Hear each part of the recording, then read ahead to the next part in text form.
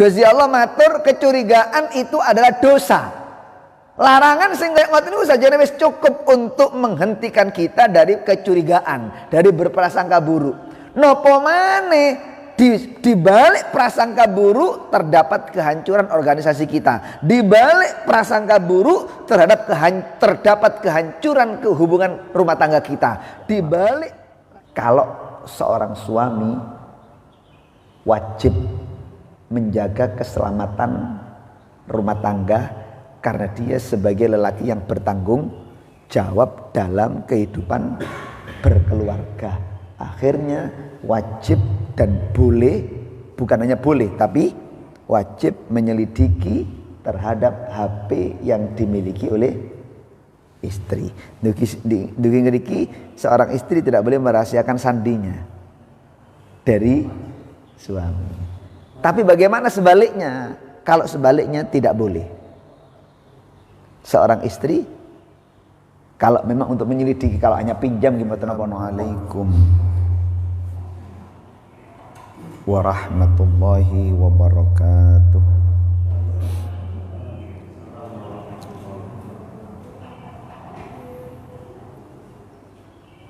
Bismillahirrahmanirrahim.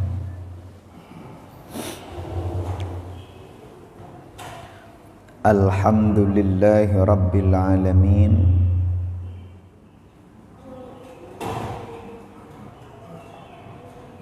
Wassalatu wassalamu ala asyrafil anbiya'i wal mursalin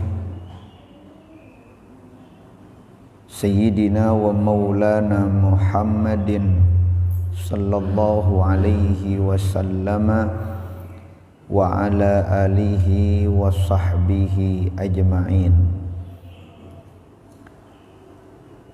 Subhanaka la ilma lana illa ma 'allamtana innaka antal alimul hakim wa tub 'alaina innaka antat tawwabur rahim. Rabbi shrah li sadri wa yassir li amri wahlul 'uqdatam min lisani yafqahu qawli. Amin. Qala Allah subhanahu wa ta'ala fil Qur'anil Karim. A'udzu billahi minasyaitonir rajim. Bismillahirrahmanirrahim. Ya ayyuhalladzina amanu ijtanibu katsiran minadh-dhann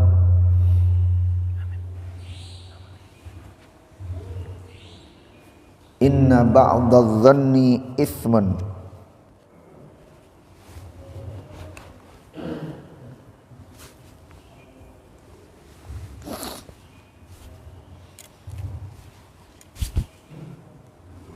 Fala tajassasu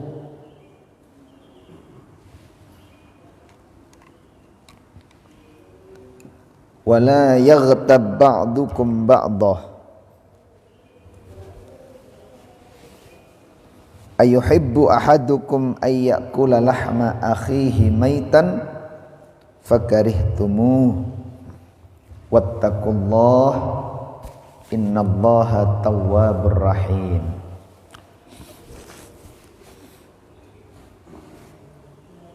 Hadratal muhtaramin, kepada para ustadz, tokoh masyarakat, segenap pengurus takmir masjid yang mulia dan yang dimuliakan oleh Allah Subhanahu wa ta'ala. Hadirin hadirat jamiah kajian subuh setiap Ahad ketiga, yang mudah-mudahan sisa hidupnya senantiasa di bawah hidayah dan taufik dari Allah Subhanahu wa ta'ala. Syukur alhamdulillah adalah merupakan ungkapan yang mulia untuk membuka pertemuan kita dalam kajian pagi hari ini, di mana Allah Subhanahu wa taala telah bersama-sama mentakdirkan kita menunaikan ibadah salat subuh. Kita laksanakan dengan berjamaah, kemudian kita sambung dengan duduk kita di dalam majelis ilmu. Harapan kita mudah-mudahan duduk kita saat ini mudah-mudahan membawa kemaslahatan, membawa kebaikan untuk kehidupan dunia dan akhirat kita, dan mudah-mudahan menjadi solusi yang terbaik untuk menyelesaikan segala persoalan dan kesulitan hidup kita dunia ataupun akhirat. Amin ya rabbal alamin. Hadirin hadirat rahimakumullah. Barometer seseorang itu mempunyai ilmu agama adalah hati. Ini penting kami ungkapkan supaya kita tahu, supaya kita bisa menilai siapa sebenarnya diri kita. Orang yang punya ilmu agama adalah orang yang dikehendaki menjadi orang mulia oleh Allah. Seperti yang disabdakan oleh Nabi kita Muhammad sallallahu alaihi wasallam, "May yuridillahu bi khairan yufaqihu fiddin." Allah berfirman dalam Al-Qur'an, "Innama yakhsyallaha min ibadihil ulama." Nih. Karena itu tidak semua orang hatinya dijadikan oleh Allah sebagai wadah daripada ilmu agama. Sebab orang-orang yang diamanati ilmu agama hatinya oleh Allah, dialah orang-orang yang dikehendaki menjadi orang mulia, baik dalam kehidupan dunia maupun dalam kehidupan akhirat. Apa sih ciri daripada orang yang di dalam hatinya terdapat nilai ilmu agama? Barometer orang itu punya ilmu agama, maaf, bukan dilihat daripada penampilan casing kayak di atas kepala terdapat udeng-udeng. Kalau panjenengan mengatakan imamah, orang Arab mengatakan ini. Bukan. Jangan mengukur orang punya ilmu itu karena di atas kepalanya terdapat imamah. Jangan mengukur orang punya ilmu itu karena di bahunya ada selendang, rida. Jangan mengukur keilmuan seseorang itu dari pakaian, apa nih? Gamis. Jangan mengukur keilmuan seseorang itu karena dahinya itu kecoklatan. Bukan itu ukuran daripada orang yang berilmu agama.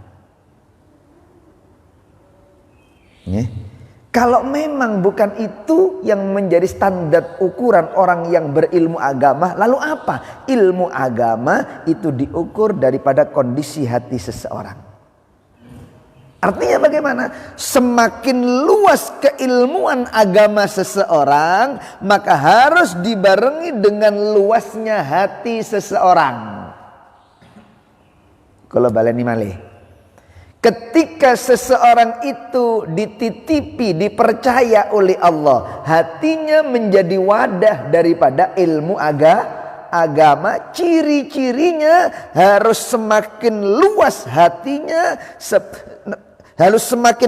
hatinya, selama ilmu agamanya semakin luas, hingga hatinya menjadi luas seperti luasnya dunia dan seisinya. Itulah ukuran, Pak. Gambaran kula ngeten logikae, kersane saged diterima oleh akal kita. Kula kali panjenengan gak ada kamar di setiap rumah, nggih. Ada yang 3, ada yang 4, ada yang 5, tergantung daripada luasnya rumah yang kita miliki. Satu kamar normalnya tang perumahan ini berapa meter diameternya? 2 kali 3. 3 kali 3. 3 kali 3. Iya. 3 kali 3 itu sudah besar. Iya. Mungkin setiap kamar ada kamar mandinya. Iya. 3 kali 3. Di tempat yang lain kayak di perhotelan ada yang lebih besar daripada itu. Nih, ada 6 kali 5 hotel. Ini gak semua hotel, nih. Lihat hotelnya dulu. 6 kali 5 dibandingkan dengan 3 kali 3 jauh. Otomatis kita lebih memilih kamar yang 6 kali 5 karena itu lebih luas, lebih leluasa. Coba sayang, diameternya itu luas 6 kali 5, hanya saja di dalam ruangan kamar tidak terdapat lampu yang menerangi. Dan juga tidak ada celah yang dapat dimasuki cahaya dari luar. Sehingga kondisi kamar meskipun luas 6 kali 5 tapi gelap gulita. Di sisi lain ada perbandingan kamar yang luasnya hanya 3 kali 3 cuman terang benderang. Pelita yang menerangi kamar ruangan tersebut terang benderang. Otomatis saat kulo kali panjenengan masuk ke masing-masing kamar, kita merasa lebih lega ketika masuk di kamar yang diameternya 3 lawan 3. Mengapa? Karena terang. Bebas kulo kali panjenengan kajingilan nopo. Beda dengan yang ukuran 6 kali 5. Meskipun luas tapi rasanya sempit. Mengapa? Kita nggak bebas. Masuk saja kita harus merambat dari dinding ke dinding. Nek mboten-mboten kuatir batuk nabrak dinding atau nabrak podo batuke. Mengapa? Karena gelapnya kamar yang kita masuki.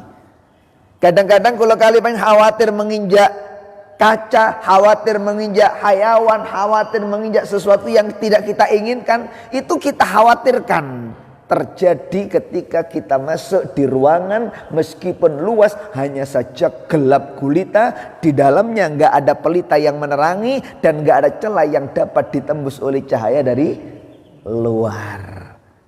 Seperti itulah kondisi hati seseorang, Pak.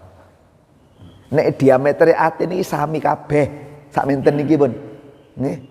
Cuma kadang-kadang mengapa?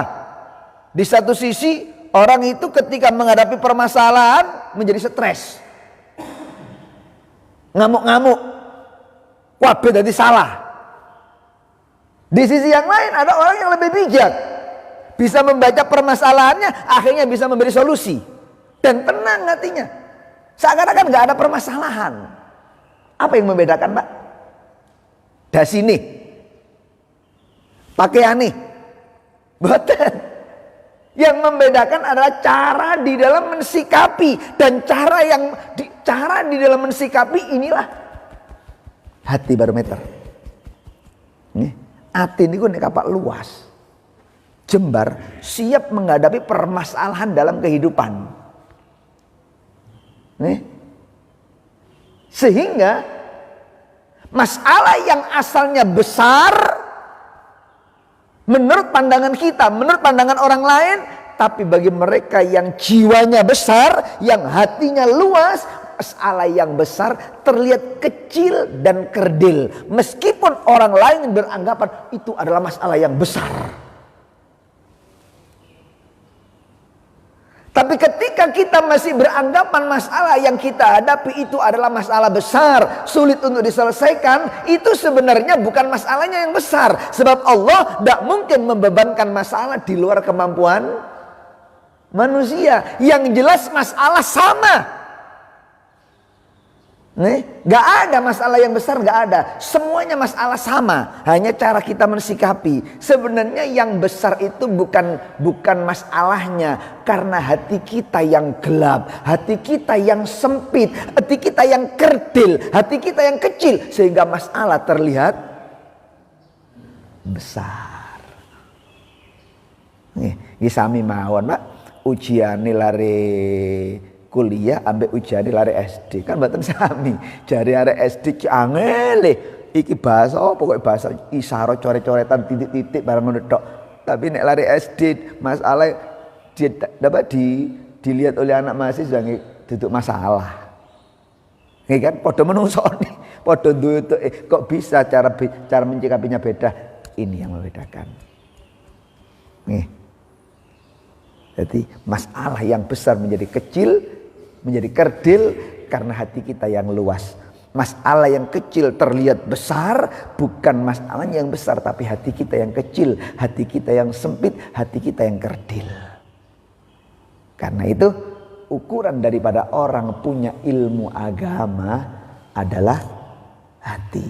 Ketika ilmu agamanya semakin bertambah, semakin luas, maka harus dibarengi dengan luasnya kondisi hati seseorang. Hadirin rahimakumullah. Orang kalau sudah dikasih ilmu agama oleh Allah, sehingga hatinya menjadi luas, dia itu tidak mudah untuk berburuk sangka. Anane atine niki luas, anane atine niki jembar, karena dia lebih mengedepankan berbaik sangka kepada Allah. Kalau Bang Suli malih, anane tiang niku menganggap masalah yang dia hadapi itu kecil. Dia beranggapan masalah yang dalam kehidupannya itu kerdil. Mengapa dia kok sampai bisa mengatakan seperti itu? Karena ia punya satu modal, selalu berprasangka baik kepada Allah. Buatan mungkin tiang itu dengan mudahnya berprasangka baik kalau memang di dalam hatinya kosong dari ilmu agama, tidak mungkin. Tiang niku nek kapak buatan gak ada ilmu agama, tidak mungkin berbaik sangka kepada Allah. Isoe cuma berburuk sangka kepada Allah, dia berburuk sangka kepada sesama manusia, ia pun juga mudah untuk berburuk sangka. Tapi nek kapak luas ilmunya, dia akan berbaik sangka kepada Allah. Dia punya sandaran. Sak gede-gede ini masalah, Allah sing menehi masalah, dan Allah pun akan yang menyelesaikan permasalahannya. Makanya Al-Quran telah berpesan kepada kita. Dawuhe Gusti Allah ngeten. Niki kersane kula kali panjenengan tidak berburuk sangka. Tiang nek kabak berburuk sangka niku meskipun bener tapi tetap salah. Benerin niku lho. Salah. Napa maneh? Salah. Benar itu loh, sudah dianggap salah. Apa maneh? Salah. Tapi nek berbaik sangka, salah ini lho wis apik. Salah ini harus dianggap bener karena berbaik sangka. Napa maneh? Bener. Makanya nggak ada ruginya orang yang selalu mengedepankan berbaik sangka kepada siapapun, nggak ada ruginya. Sebab itu perintah Al-Quran. Al-Quran berpesan, ya ayyuhalladzina amanu, wahai orang-orang yang beriman. Ini panggilan untuk manusia yang di dalam hatinya merasa punya iman kepada Allah. Orang yang di dalam hatinya merasa punya iman terpanggil dengan firman Allah ketika Allah mengatakan ya ayyuhalladzina amanu, wahai orang-orang yang beriman, ijtanibu katsiran minadh-dhon, jauhilah oleh kalian kebanyakan berprasangka buruk. Jangan sampai kalian itu punya prasangka buruk. Jauhi itu prasangka yang buruk, jauhi. Adanya kecurigaan, jauhi. Ngapunten, itu adalah sumber malapetaka, Pak. Nih, berkeluarga satu dengan yang lain saling curiga, rusak keluarga. Coba, organisasi saling curiga satu dengan yang lain, pasti rusak. Bermasyarakat saling curiga satu dengan yang lain, hancur. Atasan dengan bawahan saling curiga satu dengan yang lain, nggak akan terbangun itu, nggak akan terbangun. Apapun kalau mengedepankan kecurigaan satu dengan yang lain, rusak, nggak jalan. Berkali Allah melarang. Pun sampai kulo kali panjenengan itu punya prasangka buruk, jauhilah kebanyakan prasangka buruk itu, jauhi. Nama apa lagi Gusti? Inna ba'dadh-dhanni ismun. Karena sebagian dari prasangka buruk, kecurigaan itu adalah perbuatan dosa. Saja nih dengan dosa yang dihasilkan oleh prasangka buruk itu sudah cukup menghentikan kita dari prasangka buruk. Gusti Allah matur kecurigaan itu adalah dosa. Larangan sehingga ngoten niku saja wis cukup untuk menghentikan kita dari kecurigaan, dari berprasangka buruk.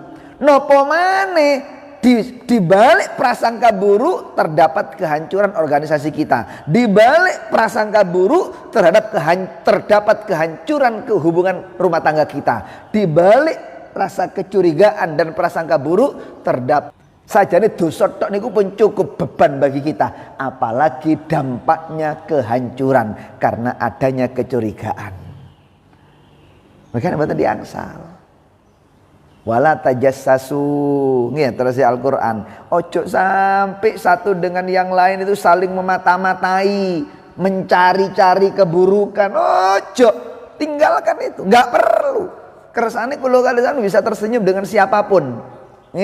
Dengan tetangga kita bisa tersenyum, dengan musuh kita bisa tersenyum, dengan siapapun kita bisa tersenyum. Masalahnya kita nggak tahu keburukan ia. Meskipun ia di balik layar membenci kepada kita, tapi kita nggak tahu karena kita nggak menyelidiki. Akhirnya kita bisa tersenyum dengan mereka. Itu yang nikmat. Ya. Wala tajassasu. Ada seorang mufti ditanya, beliau punya gelar doktor ketika sekolah di Mesir, punya gelar doktor. Beliau seorang mufti. Ditanya, bagaimana hukumnya seorang suami menyelidiki HP istri, atau sebaliknya seorang istri menyelidiki HP suami. Dalam ngapunten kula bukan kula bukan menang-menangan, ini ayat wala tajassasu. Ini apa? Ayat wala tajassasu. Artinya jangan kita itu mencari-cari kesalahan dan keburukan orang lain. Itu dari sini. Memata-matain betul salah. Tidak boleh dalam Al-Quran, tidak boleh. Hukumnya bagaimana? Beliau mufti, ada kitab yang jilidnya itu sampai 30 kitab. Itu banyak yang hafal. Ketika ditanya hukum, beliau mengatakan disebutkan dalam kitab Raudhah juz sekian, halaman sekian, kalimatnya itu seperti ini. Barisnya nomor 3 dari atas. Itu hafal. Saking cerdasnya dia, mufti. Kalau Quran sudah di luar kepala. Syaratnya orang jadi mufti itu harus hafal Al-Quran. Ketika beliau ditanya seperti itu, beliau menjawab, kalau seorang suami wajib menjaga keselamatan rumah tangga karena dia sebagai lelaki yang bertanggung jawab dalam kehidupan berkeluarga. Akhirnya wajib dan boleh, bukan hanya boleh tapi wajib menyelidiki terhadap HP yang dimiliki oleh istri. Dugi ngeriki seorang istri tidak boleh merahasiakan sandinya dari suami. Tapi bagaimana sebaliknya? Kalau sebaliknya tidak boleh. Seorang istri kalau memang untuk menyelidiki, kalau hanya pinjam gimana napa-napa, ada izin pinjam mboten nggih. Engko jenenge Fatima ternyata ya jenenge Herman ternyata ya Fatima.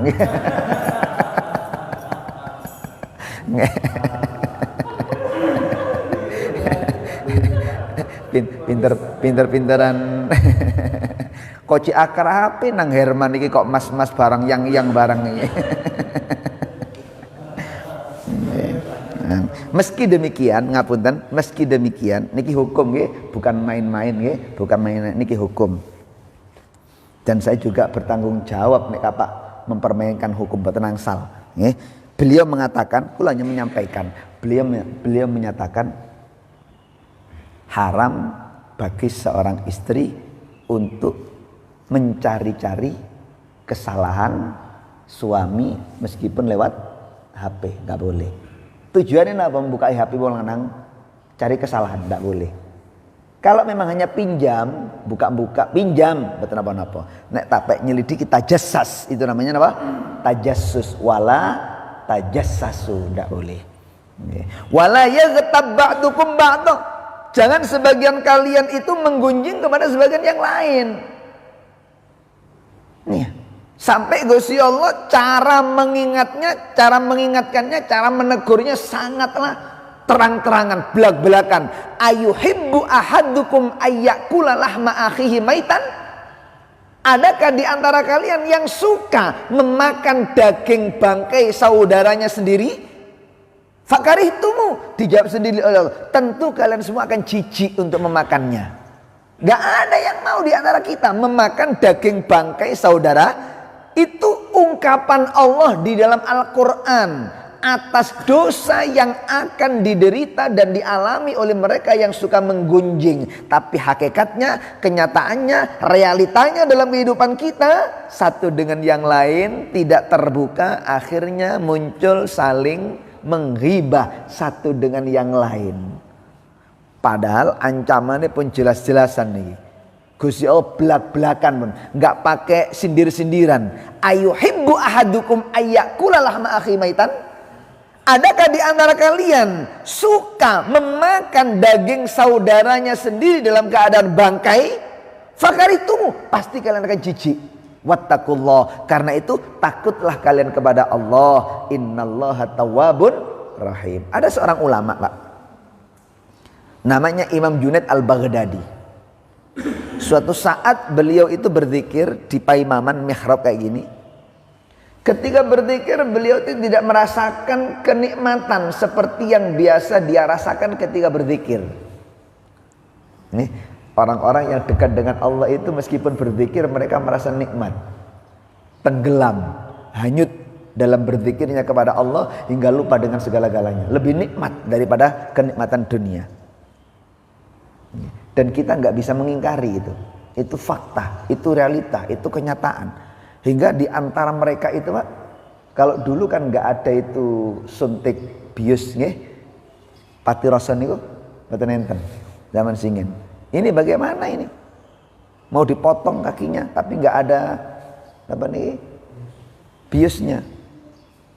Mereka mengatakan, untuk apa? Kaki panjenengan harus dipotong. Nek mboten dipotong, dampaknya nanti akan menjalar penyakit ke semuanya badan. Akhirnya tambah nggak karu-karuan. Bagaimana ini? Akhirnya dia mengatakan, ngini ya wis, gak usah repot-repot sampean dolek suntik bius. Nih, nanti kalau saya sudah takbir Allahu Akbar, nanti kalau saya sudah zikir tenggelam mengucapkan kalimat la ilaha illallah, lakukan apa yang Anda mau terhadap diri saya. Temenan. Sing salat ngenteni takbir Allahu Akbar. Sing zikir ngerantos menyebutkan kalimat la ilaha illallah. Ketika sudah mulai takbir, ketika sudah memulai membaca zikir la ilaha illallah, proses pemotongan dimulai. Lho ngoten niku sing sembayang ya mboten gerak, sing sembayang nggih mboten bengok, sing zikir juga tidak nangis, tidak bengok, mboten gerak.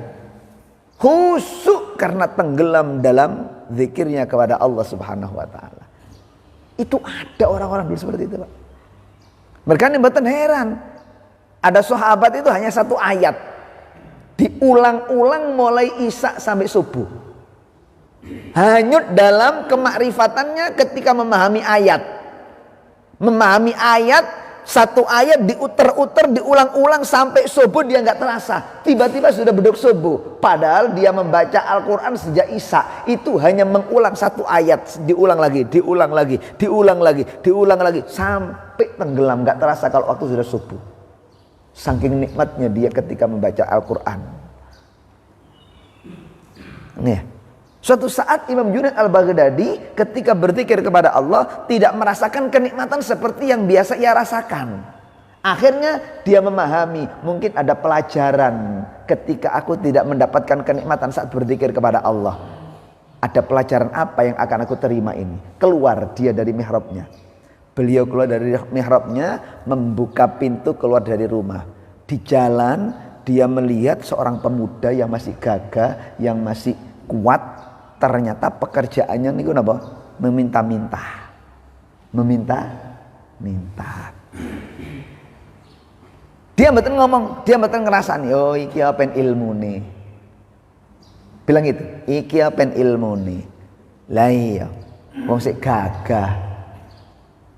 Seakan nih harga dirinya dihancurkan dengan pekerjaan yang enggak mulia. Meminta minta kok umpamane dhek sing enom iki duwe tenaga sing hebat dimanfaatno digawe kerja mbuh mikul mbuh apa niscaya hasil pekerjaannya meskipun sedikit akan mampu menjaga kehormatan dirinya sebab dia mau kerja. Tapi sayang dhek cuma njaluk-njaluk akhirnya hina di pandangan orang lain. Cuma ngoten tok, kerentek dalam hatinya. Kerentek bukan diucapkan. Karena sudah merasa dia itu mendapatkan pelajaran dari Allah, kembali lagi ke mihrabnya untuk berzikir. Pulang sudah mendapatkan ilmu, pulang kembali untuk melanjutkan zikirnya. Begitu melanjutkan zikir, dia tertidur. Karena tertidur, di dalam tidurnya ini mimpi. Mimpi didatangi oleh pemuda yang ia jumpai di luar tadi sambil membawa nampan. Isi nampan adalah daging mentah yang busuk dan bangkai. Daging mentah, busuk, bangkai juga. Dikasihkan kepada Imam Junaid Al-Baghdadi. Ya Imam, hadza nasibuka kul. Wahai Imam, ini bagian Anda, makan. Kata Imam, inna lillahi wa inna ilaihi raji'un. Ini haram, ini daging bangkai, apalagi sudah busuk. Kok Anda menyuruh saya untuk makan? Apa maksudnya ini semuanya? Kata pemuda tadi, ini bagian Anda yang harus Anda makan. Akhirnya beliau ingat, ya Allah, mungkin gara-gara barusan aku keluar dari rumah melihat ia berminta-minta, akhirnya hati saya ngomong, umpamane arek nom iki nyambut gawe, niscaya ia akan bisa menjaga kehormatan dirinya dari hasil pekerjaannya. Tapi gara-gara njaluk-njaluk, seakan kehormatannya hancur dari njaluk-njaluk. Eling piyambake nek kapak itu terbersit dalam hatinya, dianggap itu dosa riba. Akhirnya Imam mengatakan, itu kan hanya terbersit dalam hatiku, belum aku ucapkan. Kan bukan riba namanya, bukan menggunjing namanya. Wong itu belum aku ucapkan melalui lesan saya, hanya terbersit dalam hati saya. Apa pemuda mengatakan, wahai Imam, orang selevel panjenengan nggak boleh, meskipun terbersih dalam hati nggak boleh kalau memang itu isinya menjelek-jelekkan orang lain. Kalau orang awam seperti kami, riba, menggunjing itu kalau diucapkan, kalau dalam hati bagi kami itu bukan maksiat. Tapi orang yang setingkat panjenengan, ulama yang setingkat panjenengan, meskipun terbersih dalam hati tidak boleh kalau memang isinya itu menggunjing kepada orang lain. Subhanallah, ternyata pemuda yang pekerjaannya meminta-minta, dia punya kedudukan yang tinggi di sisi Allah.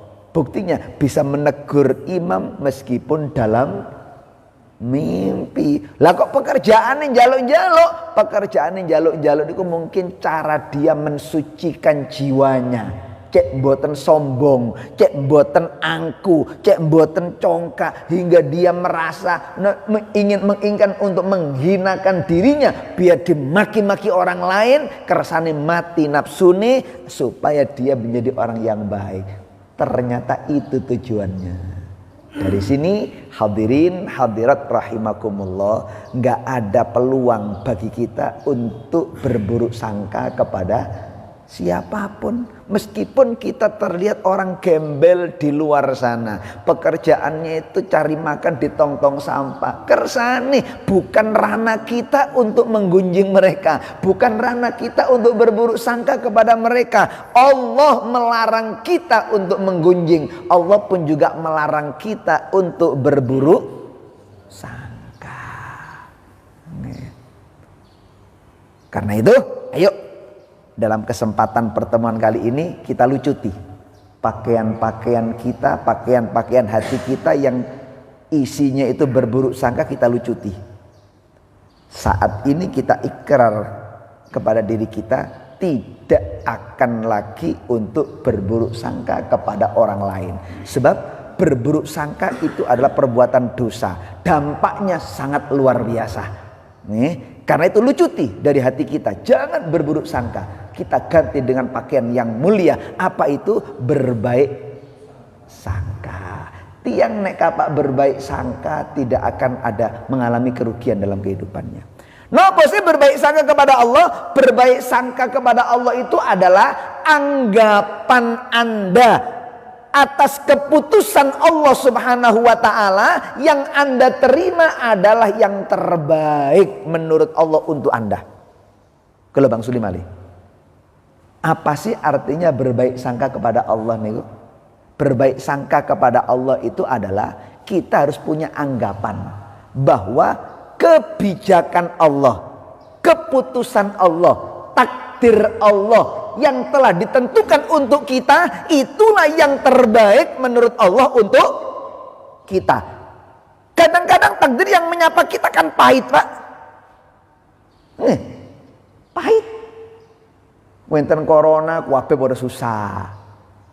Nah, kan? Kadang-kadang dengan ekonomi kita juga merasa susah. Kadang-kadang dengan bermasyarakat kita pun juga kadang-kadang mengalami kesusahan. Itu kan problem. Pahit. Nih, sampai tukaran, sampai urusan, itu kan pahit, takdir yang pahit. Tapi meski demikian, ngapunten, meskipun rasane niki pahit, soalnya takdirnya pangeran kadang legi kadang pahit. Meskipun pahit, kula kalih panjenengan harus tetap punya anggapan kalau itu adalah yang terbaik untuk kita menurut Allah Subhanahu wa ta'ala. Itulah yang dimaksud dengan berbaik sangka kepada Allah Subhanahu wa ta'ala. Berbaik sangka kepada Allah, jalan menuju kedamaian jiwa. Berbaik sangka kepada Allah, jalan menuju ketentraman batin.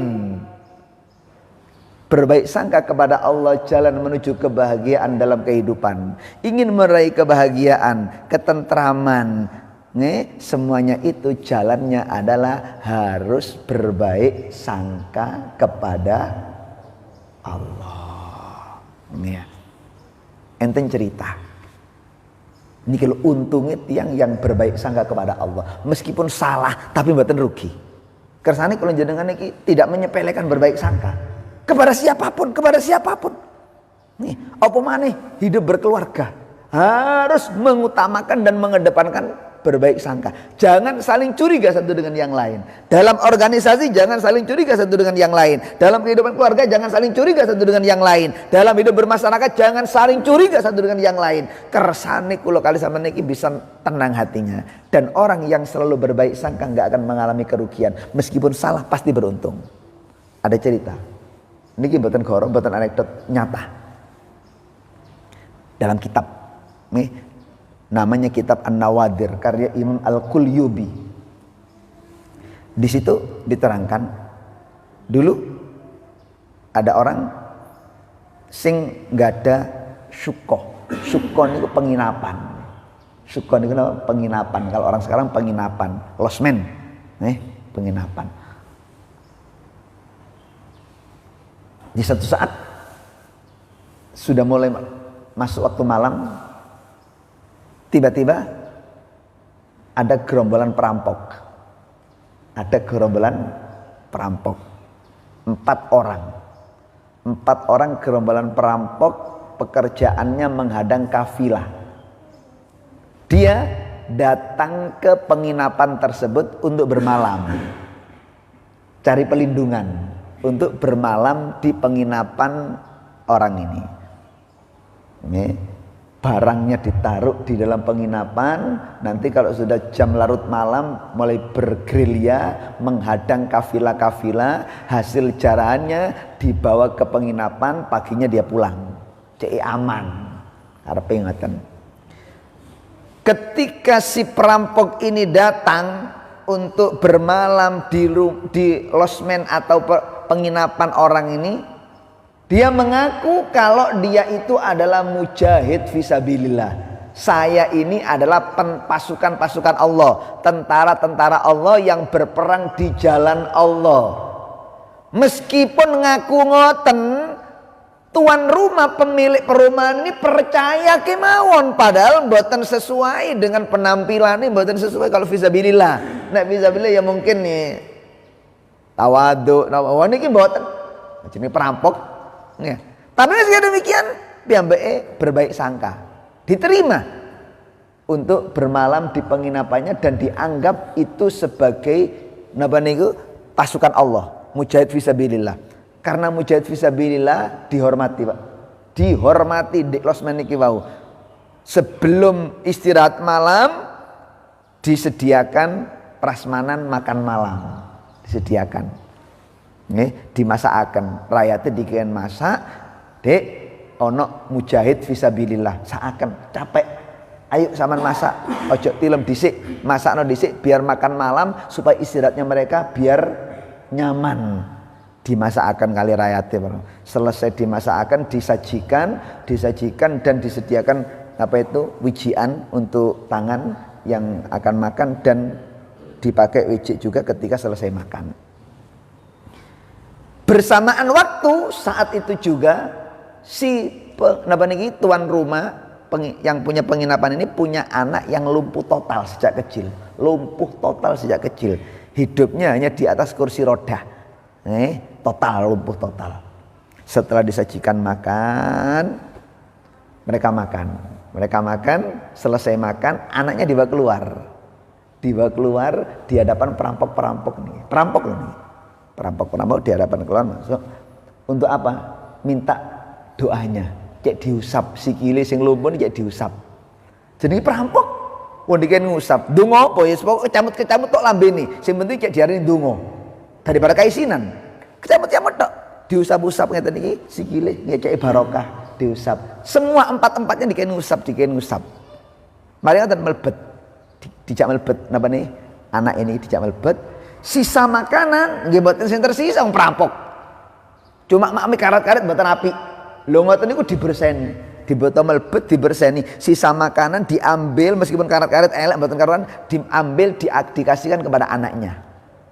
Ditulangkan teng anake. Terus sisa wijian yang dipakai wijik setelah makan kan kotor. Meskipun kotor sama orang tuanya, sebagian diminumkan kepada anaknya yang sakit, sebagian dioleskan kepada badannya yang lumpuh nih. Begitu masuk waktu malam, perampok mulai bergerilya keluar, pamitan keluar. Tapi semua barang-barangnya pakaiannya di penginapan ini keluar untuk bergerilya. Setelah menghadang kafilah, berhasil menghadang kafilah, melebet nang penginapan, membawa barang jarahan. Barang rampokan niki wau tiba-tiba melebet nang penginapan. Subhanallah, sebelum sampai di penginapan, ketika mengetuk pintu, yang membukakan pintu penginapannya itu adalah anaknya yang tadinya itu lumpuh. Tercengang 4 perampok niki melihat anaknya yang sudah berdiri mampu membuka pintu penginapannya. Di belakang anak tersebut orang tuanya, kedua orang tuanya mengikuti anaknya niki. Akhirnya begitu tercengang tanya, apakah anak yang membuka pintu itu yang tadinya itu lumpuh total hanya hidup di atas kursi roda? Jawabannya betul, alhamdulillah berkat panjenengan wahai mujahid fisabilillah.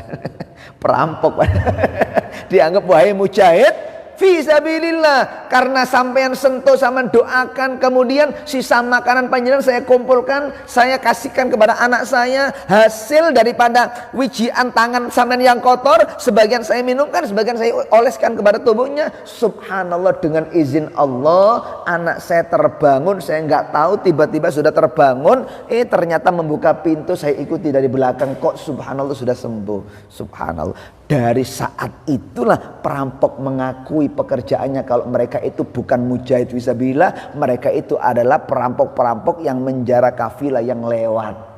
Karena justru dikabulkan oleh Allah, subhanallah, mereka tobat saat itu kembali di jalan yang benar.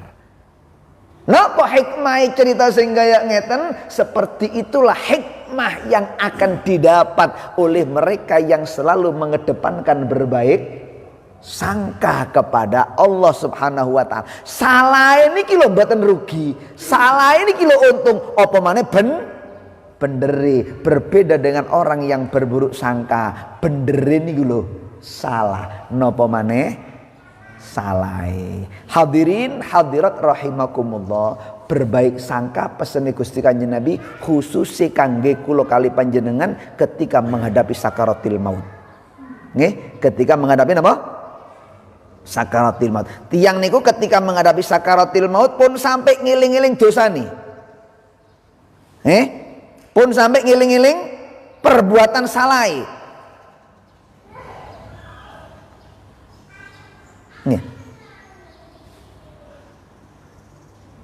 Nih lah. Sampean ketika napa niki nunggu tiang sing sekarat, ojo dieling-eling dosane. Ya iki biyen gara-gara kon sing ndablek. Ojo bro. Tambah susah. Ya, wis sekarat sama seneni kaya ngoten mboten. Enggak boleh sama Allah itu. Sama Kanjeng Nabi enggak boleh. Malah dikapok-kapok. Kanjeng Nabi matur ngeten, la yamutunna ahadukum illa wa huwa yuhsinu dzan billahi azza wa jalla. Janganlah salah satu di antara kalian itu mati terkecuali berprasangka baik terhadap Allah Subhanahu wa taala. Nya, gak usah khawatir, Bun. Sampeyan ahli berjamaah subuh, enggak usah khawatir, Bun. Sampeyan lu aktif melok pengajian, enggak usah khawatir. Sampeyan lu apik nang masyarakat, apik nang bojo, apik nang anak-anak, ngakoni sampeyan orang tua yang bagus, bojo ngakoni sampeyan laki yang bagus. Wes enggak usah khawatir, didem-dem ngoten mawon. Pun sampai di antara kula kali panjenengan ketika melihat orang yang dalam keadaan sakaratil maut atau kula kali panjenengan piyambak yang mengalaminya, jangan sampai berburuk sangka kepada Allah, tapi harus mengedepankan apa? Berbaik sangka kepada Allah Subhanahu wa taala. Kersane kula kali sampean ketika menghadapi kematian itu punya hati yang senang dipapak karo swarga, punya hati yang senang diridhoi karo Gusti Allah, punya hati yang senang dikunjungi karo Gusti Kanjeng Rasul Muhammad sallallahu alaihi wasallam. Muga-muga dados ilmu sing manfaat, dibarengi kelawan hidayahipun Gusti Allah Subhanahu wa taala. Amin ya rabbal alamin. Kinten-kinten saged diambil pelajaran, saged nggih. enten sing perlu di